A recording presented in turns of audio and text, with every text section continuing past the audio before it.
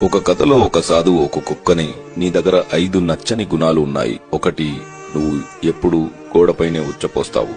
2, భిక్షగాళ్లను చూసి అరుస్తావు. 3, వెళ్తున్న వాహనాల వెంట పరిగెడతావు. 4, రాత్రుళ్ళు నిద్రపోకుండా అరుస్తావు.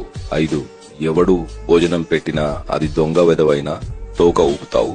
ఎందుకలాగా అని అడుగుతాడు.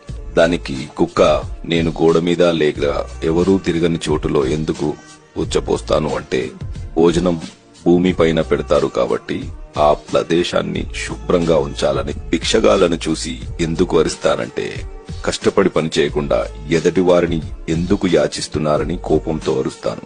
వెళ్తున్న వాహనాల వెనకాల ఎందుకు పరిగెడతానంటే, అతి వేగంగా వెళ్లడం వల్ల ప్రమాదమే కాని ఎలాంటి ఉపయోగం ఉండదని చెప్పడానికి.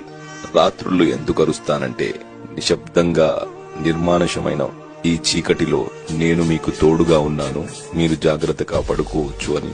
మనుషులు 9 మంది సహాయపడి ఒకరు మోసగించిన అందరి మనుషుల్ని ద్వేషిస్తారు.